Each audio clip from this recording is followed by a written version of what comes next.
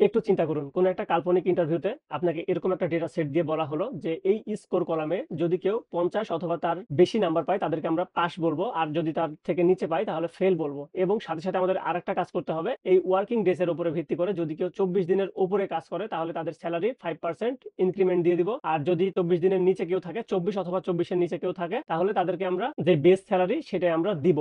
তো এটা আমরা আসলে কিভাবে করব? এই কাজ, দুইটা কাজই হচ্ছে আমরা ইফ দিয়ে করতে পারি। একটা হচ্ছে বেসিক ইফ, আর আরেকটা হচ্ছে ইফ উইথ অ্যারিথমেটিক অপারেশন। তো কিভাবে করতে পারি? আমরা সবার প্রথমে দেখি যে এই স্কোরের ব্যাপারটা, যে পাস অথবা ফেল আমরা কিভাবে গ্রেডটা বের করতে পারি। তো এই জন্য আমরা সবার প্রথমে আমরা এই যে গ্রেড কলমে চলে আসবো, আমরা এখানে এসে ডাবল ক্লিক করার পরে ইকুয়াল সাইন দিব। ইফ ট্যাব দেওয়ার পরে আমার এখানে বলতেছে যে আমাদের যে লজিক্যাল টেস্ট সেটা দিতে হবে, ঠিক আছে? তো এই লজিক্যাল টেস্টটা হবে হচ্ছে আমাদের এই যে স্কোর, এটা যদি আমরা সিলেক্ট করি তাহলে F2 সিলেক্ট হবে, কারণ হচ্ছে এটা F2 ফিল্ড। তো এটা যদি 50% এর সমান অথবা বড় হয়, সমান অথবা বড় আমরা এইভাবে লিখি, এর মধ্যে আমরা লিখবো এটা পাস। আর যদি না হয়, কমা দিলাম, তাহলে ফেল। এখানে আমি হচ্ছে ডাবল কোটেশন দিচ্ছি, এটাকে আসলে হার্ড কোডেড স্ট্রিং বলে, অথবা ফেল। এখন আমি যদি এটা এন্টার চাপি তাহলে আমার এটা পাস অথবা ফেল দেখাচ্ছে, ঠিক আছে? তো এখানে যদি আমি ডাবল ক্লিক করি তাহলে বাকিগুলা সবার জন্য হয়ে যাবে।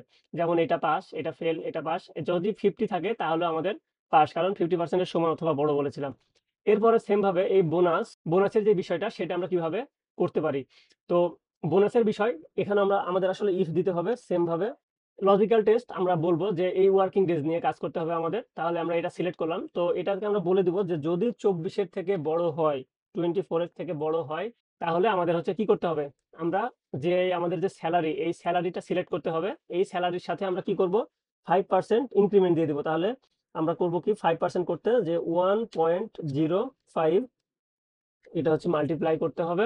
আর যদি না হয় তাহলে আমাদের কি করতে হবে, আমাদের যে বেস স্যালারি সেটাই থাকবে, আমরা দিয়ে দিলাম, দেন এটা ব্র্যাকেট ক্লোজ করে দিলাম।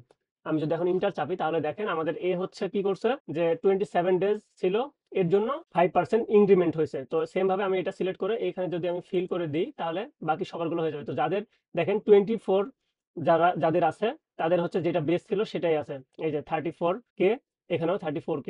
কিন্তু যাদের 24 এর উপরে ঠিক 25 আছে, হ্যাঁ 25 আছে, তাদের হচ্ছে আমাদের এটা বেড়ে গেছে 5%। মানে 25 থেকে উপরে যারা আছে তাদেরকে বাড়াই দিচ্ছে, কিন্তু 24 ইনক্লুড হচ্ছে না, কারণ এখানে আমি হচ্ছে গ্রেটার দেন দিছিলাম, আর এখানে আমি গ্রেটার দেন অর ইকুয়াল দিছিলাম। তো এইভাবে আপনারা এই খুব সিম্পল জিনিসটা করে ফেলতে পারেন ইফ কন্ডিশনের মাধ্যমে। একটা জিনিস খেয়াল রাখতে হবে যে এখানে কিন্তু আমরা ওই যে ডাবল কোটেশনটা দিচ্ছি না। তো যখন আমরা অ্যারিথমেটিক অপারেশন করবো ইফের মধ্যে, তখন হচ্ছে আমাদের আসলে ডাবল কোটেশন দিতে হয় না।